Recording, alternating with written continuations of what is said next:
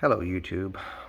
If you are thinking about or have already purchased this Hape, I guess that's how they pronounce it, 70-piece railway train and table set with battery-powered locomotive, here's a little review to help you make that decision, or at least, like I said, if you bought it already, um, maybe you can share your likes and dislikes about it. But anyways, let's get started. So I bought this for my son. And here's the instructions. It's pretty simple, pretty straightforward. Um, let's see. I'm happy about it, but I'm also very unhappy about certain things. The main things, I should say. So let's get right into it. Here's the instruction sheet that you follow. Pretty straightforward, basic. It does come with some screws, which are these guys here. 12 of those G's, 2 of those, they call it H, and comes with the Allen tool and the rest of the pieces. When you do install it, you do notice that the side, which is right here, so the side of the building structure, like 2 pieces of these. The H, there's only 2 of those, so just make sure you put those guys right in the middle. I'll show you here.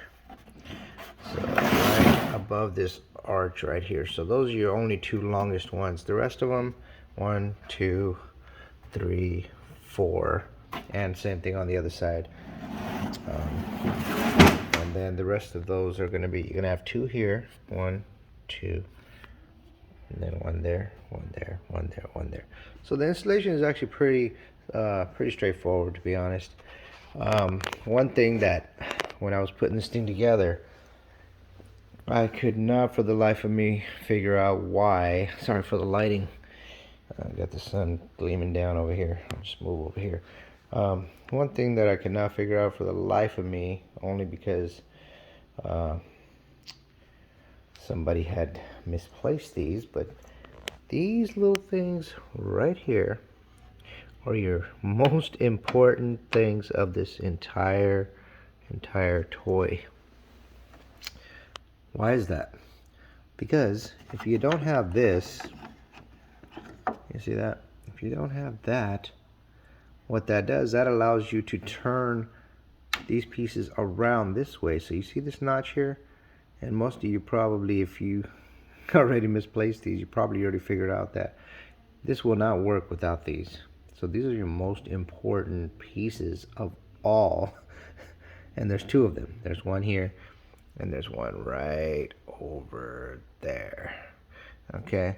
And like I said, if you didn't have this, your initial thought would be, okay, I'm going to take this off, and I'm going to start the train track that way. Sure, you can, no problem. But then you're probably going to think, okay, well, something's missing here, or you're just going to turn the bridge around. No. That will throw you off completely. Like I said, these were put away somewhere else by either my wife or my son, and I didn't see them until everything was built. And an hour later, I got these, and I said, uh-oh, now I got to turn everything around. So anyways, very important pieces right here. So let me put that back. So that's the first thing. It's a pet peeve. I just don't know why they didn't just make those pretty much attached to the train, so that way it'll save you the headache of figuring out later that this, you made this train track the wrong way. So that's actually how that's supposed to go. So if your train track, these pieces are not facing this way, basically, see that, and and you start off with this piece here, totally wrong, not gonna work. Okay, so don't use those. Put those in first, one on each, basically kitty corner. So I got one there, and I got one here. Okay. Next, what I also figured out is that some of the pieces, when you put them together, see, like there's a gap there. I don't know if you guys can see that. Yep, there it is. So that's a gap there, and I feel like it's supposed to be, put together nice and tight, but I mean, it doesn't really affect, you know, the locomotive to actually pass through there. Um, but I don't like it, and really I couldn't get it to fit in there properly. It's actually supposed to be, I believe, like that, stretched out, but when you let it go, it goes right back. So anyways, that's another second pet peeve. These guys here, make sure you put both pieces right down the middle, right down the center. I mean, that's one, or as close as you can, because they do wobble around, and especially when the kids are playing, they tend to move. So that there. You do have a lot of pieces, a lot of trees and stuff like that, which is these guys here. I guess you kind of just place them wherever you want, really. There's really no placement for them. These boards here, they're not very tight, so you can actually move them back and forth like that. I don't know why they just didn't make it one piece either, but that's the way they made it. Otherwise, it's pretty colorful. It's pretty cool. There's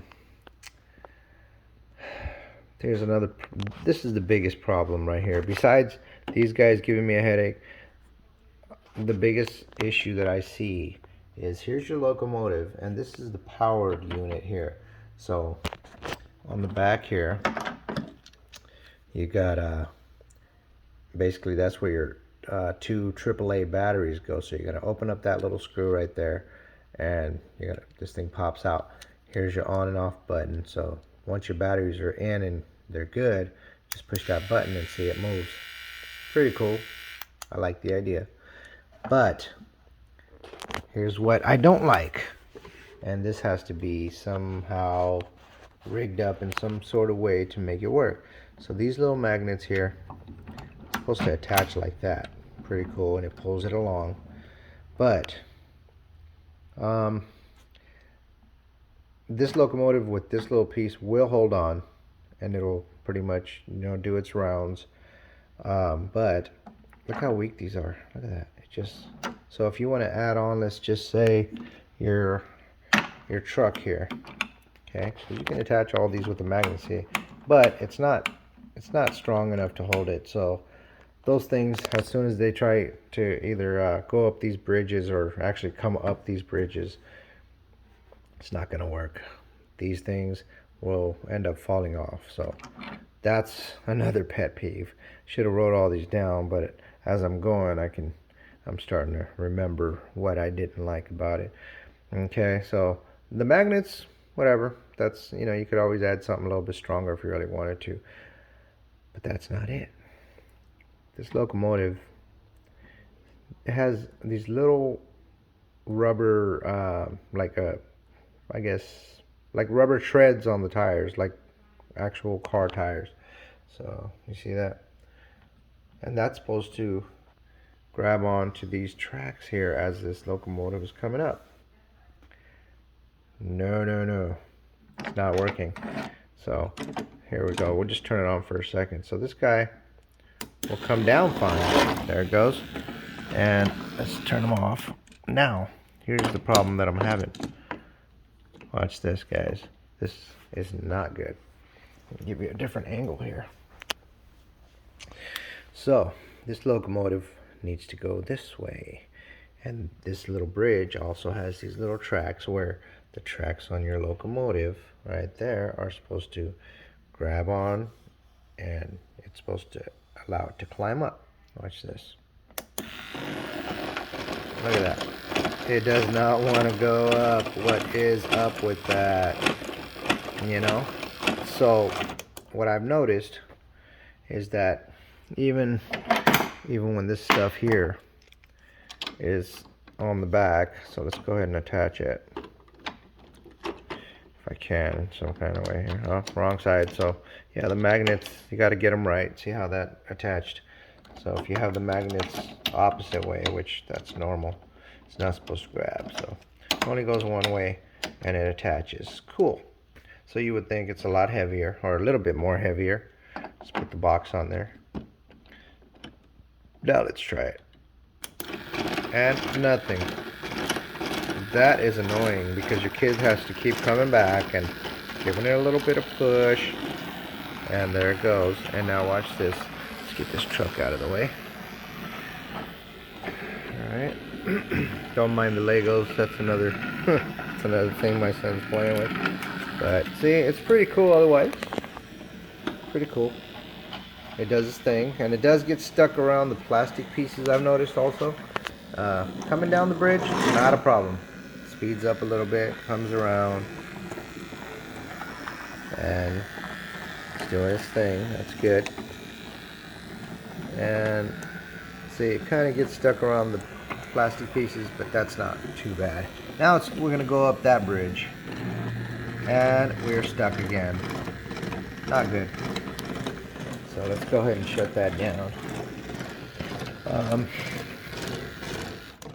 My suggestion for something like that, what I was originally going to do, and I'm probably still going to do it, it probably won't look as great, but I'm going to take maybe some washers, or maybe like some coins or something that I can possibly glue onto here so it's a little bit heavy, or a little bit more heavier to put some weight on it so it'll climb. But see, right now it doesn't. But if I were to put my finger on that and hold it down, you can see it actually wants to climb. So that's good. So it just needs a little bit more weight to climb up there. But pretty much, like I said, it's got a lot of cool colors. It's a pretty decent size.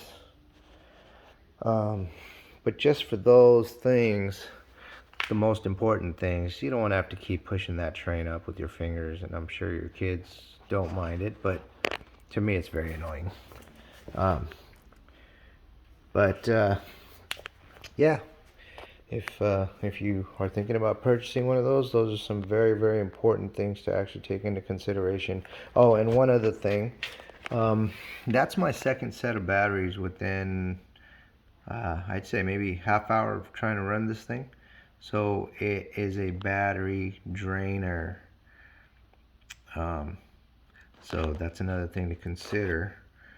And let me add one more thing. These guys here, at least one of them should have had some battery power. So that way, if you don't want to run the locomotive, this is actually a lot cooler to me because you can obviously connect the three pieces together, and that's also pretty cool. So I would love to have seen that, battery powered so it can just do its thing. That would be cool. But that's my review of this Hape 70-piece railway train and table set with battery. So like I said, share your comments, concerns, and if you like my video, I know it's a little all over the place, but if you like it, I feel like it was informative enough to give you a good idea about if you want to spend 150 or 160 bucks, whatever it is, to purchase this toy. All right, have a good day, guys. Thank you so much.